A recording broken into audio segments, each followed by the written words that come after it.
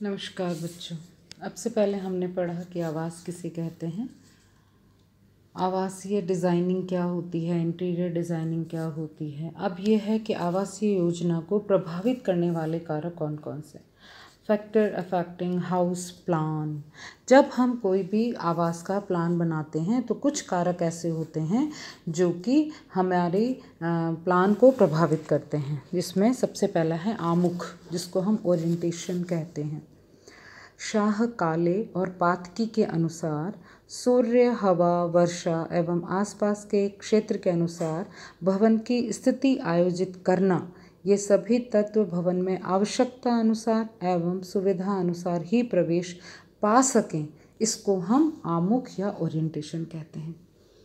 इसके अलावा R.S. देशपांडे ने भी कहा है कि उचित आमुख से तात्पर्य वह है कि भवन के नक्शे को इस प्रकार निर्धारित अथवा मुख प्रदान करने से जिसके द्वारा उसके निवासी प्राकृतिक संपदा जैसे सूर्य, हवा तथा वर्षा से जो कुछ भी उनके लिए अच्छा है उसका आनंद ले सकें और जो कुछ उनके आराम में बाधक है उसे हटा सकें, हम उसको आमुख कहते हैं।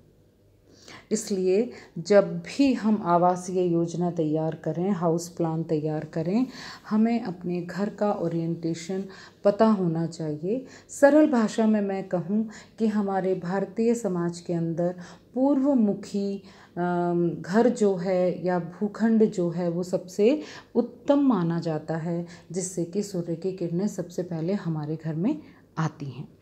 इसके लिए भी इसमें दो चीज़ें हैं, एक तो है दिशा और दूसरा है इसके अंदर बाह्य रूप। दिशा का जो कॉन्सेप्ट है वो यही है कि घर की बाहरी दीवारों पर या खिड़कियों की व्यवस्था इस प्रकार से होनी चाहिए कि सूर्य की किरणें सबसे पहले आएँ। कहने का वही मतलब है कि आपका घर जो है वो पूर्वमुखी होना ज़रूरी है।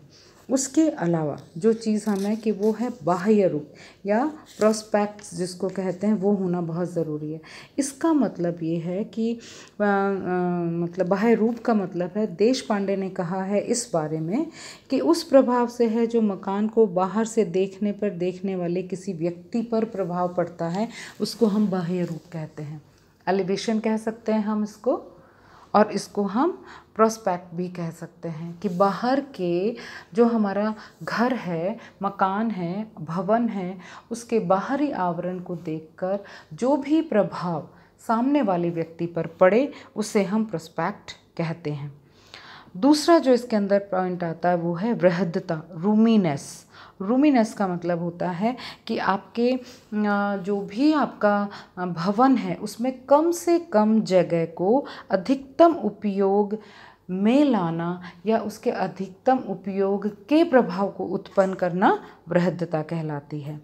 बहुत सारे वैज्ञानिक हैं और बहुत सारे शिक्षाविद हैं जिन्होंने ये बात कही है। उनमें से साने नाम के व्यक्ति हैं जिन्होंने कहा है कि कमरे में कम से कम स्थान का अधिकतम उपयोग करने से जो प्रभाव उत्पन्न होता है उसे हम बृहद्दता कहते हैं। कितना भी छोटा कमरा हो लेकिन उसके अंदर की अरेंजमेंट जो प्रभाव छोड़ेगी उसको हम रूमीनेस कहते हैं। उसके बाद आता है समूहीकरण। जब भी हम आवास की प्लान करें, हाउस प्लान करें, तब हमें इस बात का खास ख्याल रखना चाहिए कि जो हमारा घर है, जो हमारा भवन है, उसको हम कैसे ग्रुप में बांट सकते हैं।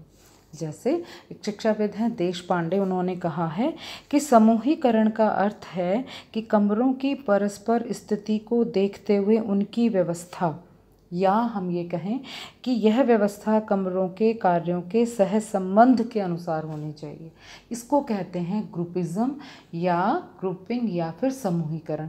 कि आपके घर में कितने कमरे हैं, क्या वो आपस में इंटर रिलेटेड हैं कि नहीं हैं, वो जो भी कार्य हम संपन्न कर रहे हैं उसके अकॉर्डिंग वो कमरे हैं या नहीं हैं, उसको हम समूहीकरण कहते हैं।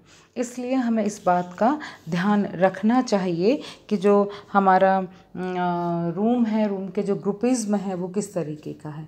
उसके बाद है सर्कुलेशन या संवहन जिसको कहते हैं। आवास में संवहन का होना बहुत ज़रूरी है। अगर हम संवहन का ध्यान नहीं रखते हैं तो मकान के अंदर एकांतता का अभाव भी नहीं होगा। कमरे में आने जाने से रहकर, क्योंकि कमरे में अक्सर हमारा आना जाना होगा और जिसकी वजह से जो संवहन है, जो सर्कुलेशन है, वो हमारा बिगड़ जाएगा या ख़त्म हो जाएगा। अब ये जो सर्कुलेशन है वो दो प्रकार का है, एक है हॉरिजॉन्टल सर्कुलेशन और दूसरा है वर्टिकल सर्कुलेशन।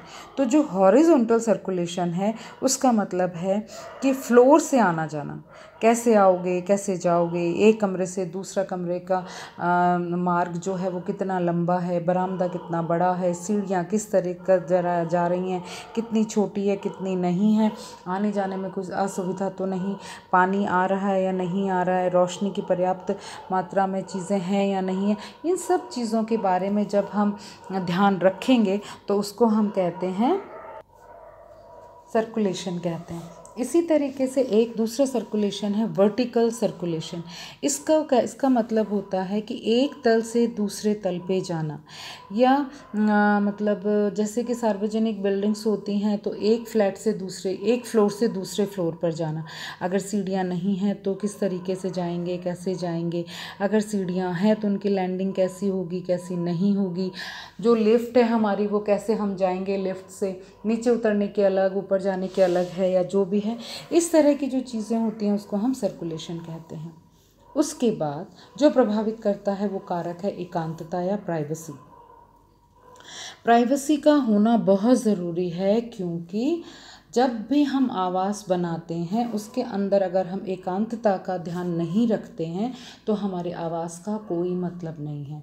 फिर वो सार्वजनिक प्लेस हो जाता है, और सार्वजनिक प्लेस जो है वो हमें नहीं बनाना है, हमें उसमें प्राइवेसी रखना बहुत ज़्यादा ज़रूरी है।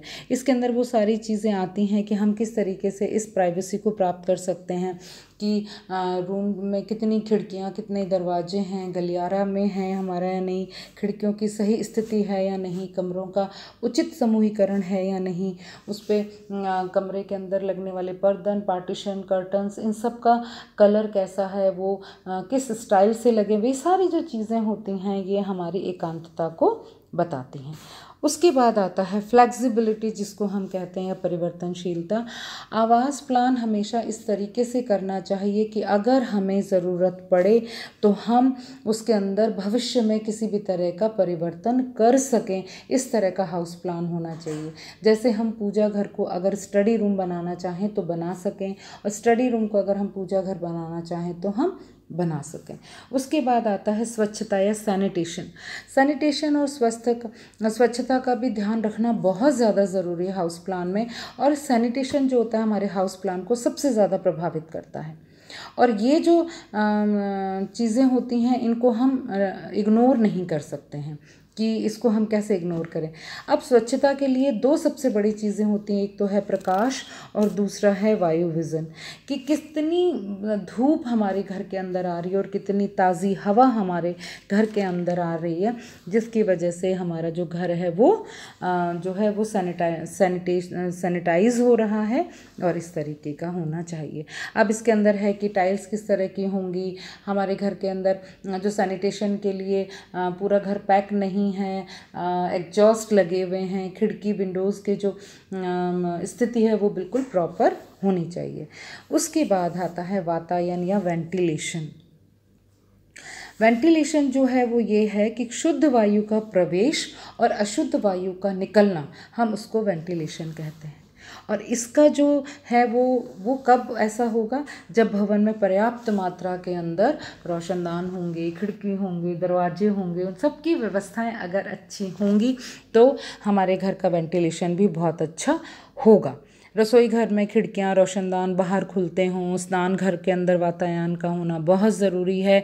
हालांकि वो एकांतता का भाव नष्ट करता है, किंतु हमें बाहर की तरफ खोलने के लिए इसमें होना चाहिए इस तरह के शीशे और खिड़कियां उसमें लगी हों कि बाहर वाला अंदर की तरफ ना देख सके। इसी तरीके से सारे ही घर का जो वेंटिलेशन है हमारा इस प्रकार का होना चाहिए। उसके बाद है इकोनॉमिक यानी कि मितव्ययता जिसको कहते हैं, इकोनॉमिकली हमारा घर किस तरीके का है। आजकल जो भवन है या जो बिल्डिंग्स हैं बहुत ज़्यादा पैसे में बनाई जा रही हैं और बहुत ही ज़्यादा उसके अंदर इस तरीके की चीज़ों को लेके आया जा रहा है। तो हमें हमारा बजट देखते हुए और अपना घर का प्लान करके उसे बनाना चाहिए। उसके बाद है एलिगेंस यानी कि सुंदरता। सुंदरता भी आजकल जो है वो बहुत ज़्यादा मायने रखती है और हमारा हाउस प्लान जो है वो खूबसूरत बने तो वो हमारी सुंदरता जो होती है वो हाउस प्लान को प्रभावित करती है, क्योंकि अलंकरण जो है वो हमारी नीरसता को ख़त्म कर देता है। और हम जब भी हाउस प्लान करते हैं सोबरनेस के चक्कर में हम उसको नीरस बना देते हैं, इसलिए हमें सौंदर्य का भी ध्यान रखना चाहिए।